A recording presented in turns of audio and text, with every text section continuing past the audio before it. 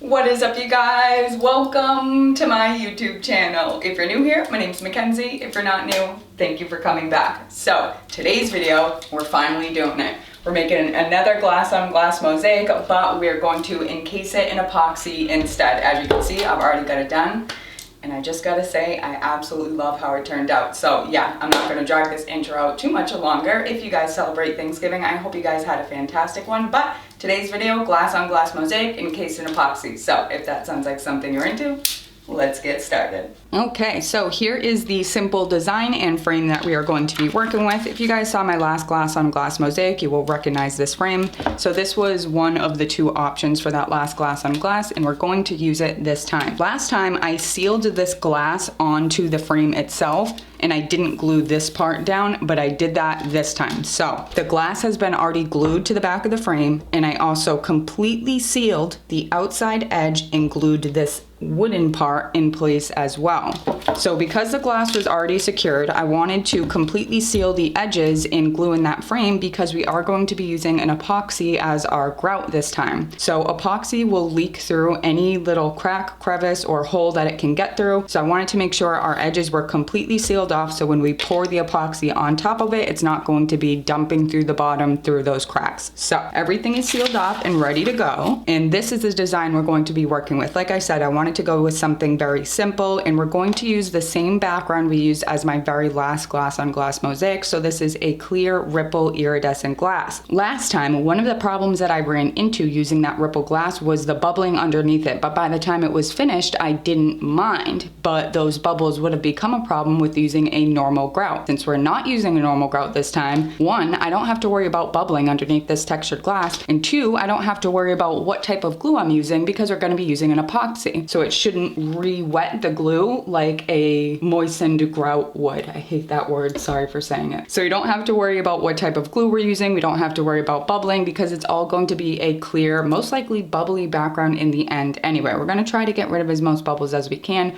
but as far as the bubbles underneath the ripple glass, I am not worrying about it for this project. So the clear iridescent is going to be for the background, and the white iridescent is going to be for our star. I think this is going to look really, really cool, very Christmassy, wintry, and that's more so what I wanted to do. I didn't want to do like a specific Christmas design. I wanted to do more so a winter design, so I can kind of have this up hanging all winter if I want to, or give it to my mom or something. So clear iridescent for the background, white iridescent for our little Star of Bethlehem here. We've already got our background tiles cut from our previous project. All we gotta do now is cut out all the tiles out of the white iridescent. So I'm gonna put this to the side, and you guys know the drill by now. We're gonna be using my little tile nippers here. We're gonna be using my runners and a glass cutter. And I've got my bucket right here to cut all of my tiles into. So I'm just going to simply cut strips of this glass and break it up with my tile nipper, making individual glass mosaic tiles.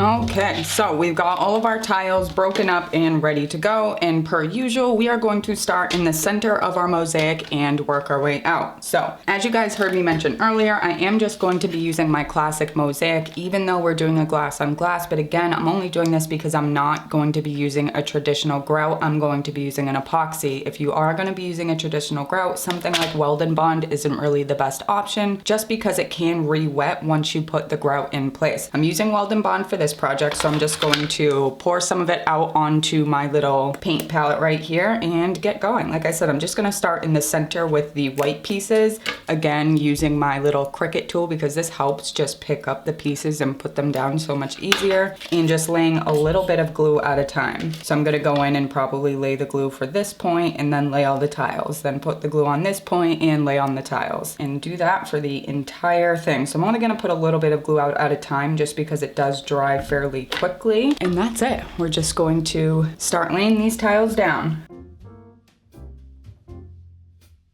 I will say, this project is going to go infinitely faster because we don't have to worry about that over squish from the glue that I was talking about so much in the last video, just because we're going to be using a clear epoxy and this glue dries clear. So this is going to go infinitely easier and infinitely faster. So yeah, that's it. I'm just going to keep laying down all of my tiles like that until I've got my star completed.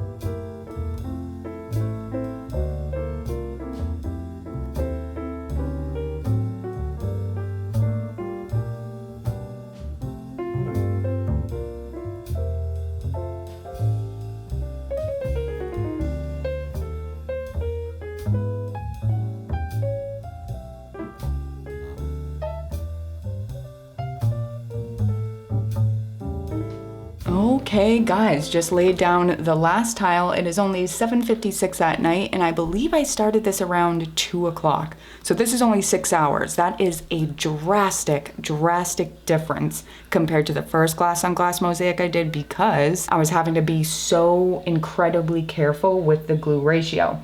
This time I didn't really care too much about it. I just wanted to get the tiles laid down. Now for the most satisfying part.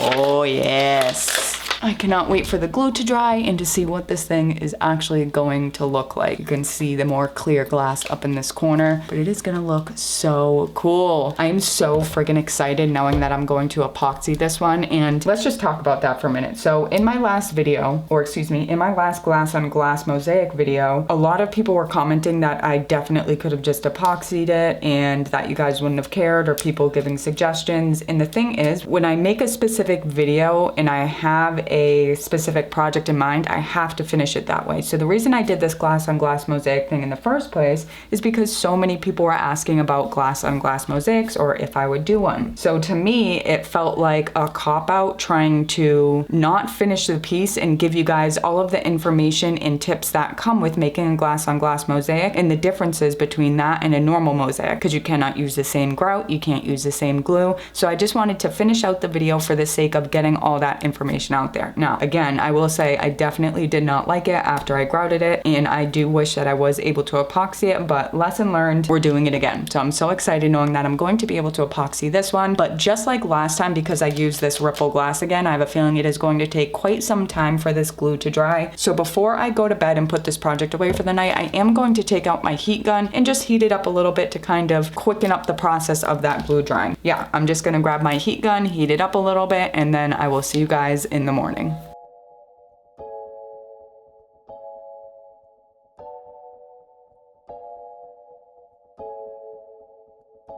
Okay, you guys, finally we're ready. So this video was supposed to go up last Sunday, but the adhesive has just been taking so long to dry. Here we are over a week later. We're finally ready to pour our epoxy. So for some reason, again, with the glass on glass mosaic, it just takes absolutely forever for the adhesive to dry underneath all of these tiles, especially underneath the tiles that have a texture to it, just because it creates so many air pockets and bubbles that it takes so much longer for the adhesive to completely dry and turn clear. But we are finally ready. I'm so excited. We're gonna pour our epoxy. So today we're going to be using amazing clear cast epoxy, and this stuff is pretty easy, doesn't need to be double mixed or anything. All we need to do is pour into 2 separate cups, equal parts of each. Then we will mix those together in another separate cup, mix it thoroughly, and then pour it onto our project. Pretty easy stuff here, guys. So just quickly, I want to talk about epoxies and resins. So unfortunately, a lot of the time in directions with epoxies and resins, it doesn't really specify what you should be doing to protect yourself from these fumes. For an example, in the directions of this one specific amazing clear cast epoxy, all it says is just to be in a well ventilated area. But as we're kind of finding out more and more about these epoxies, resins, and the vapors that they produce, I'm always going to recommend that you guys protect yourself, wear some type of respirator mask that protects you from those fumes, and be in a well ventilated area. It's just, don't take the risk. Just protect yourself, use what you can, be in a well ventilated area. You don't want to be breathing this stuff in. So many people are coming up with these long-term, very unusual illnesses and symptoms after working with epoxies and resins. So again, regardless what the directions say, it can't hurt to just protect yourself, wear some type of respirator mask, and don't breathe those fumes in. So again, I'm going to put equal parts of A and equal parts of B, then pour them into the mixing cup and mix it up thoroughly until we don't see any swirlies left, and then we will pour it into our project.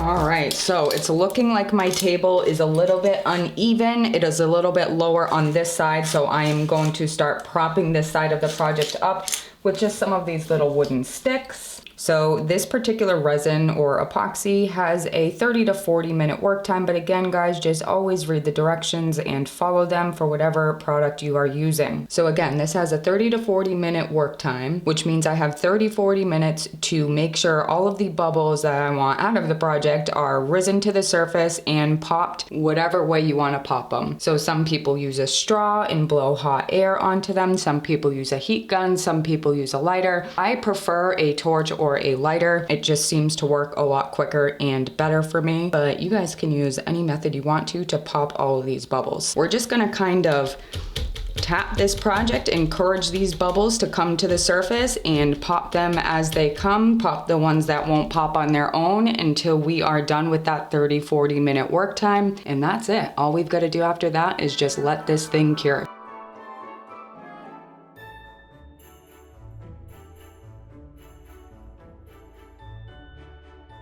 Okay, so for the last 20-30 minutes, I've just been waiting for the bubbles to rise to the surface and popping any of the ones that need a little assistance. And that's pretty much it. If you see any pieces of little fuzzies or hair that have been flying through the air and got stuck in the surface, it is easier if you lean down and look at the surface of the resin from an angle. Then you can really easily see if there are any fuzzies or anything stuck in the surface. And now is the time where you want to try to remove that. You got to get all that stuff done in the open time or the work time before this thing starts to set. So the open time is pretty much over and the tack-free time is 24 to 48 hours for this particular epoxy. Full cure is 3 to 7 days, but to really look at it, pick it up and see what it's going to look like in the end, we're in between 24 to 48 hours. And of course that is dependent on temperature. So the warmer the room is that it's setting in, the quicker it is going to cure. So I'm going to leave this thing overnight and I will see you guys in about 24 to 48 hours when this thing is fully cured and we can take a look at it.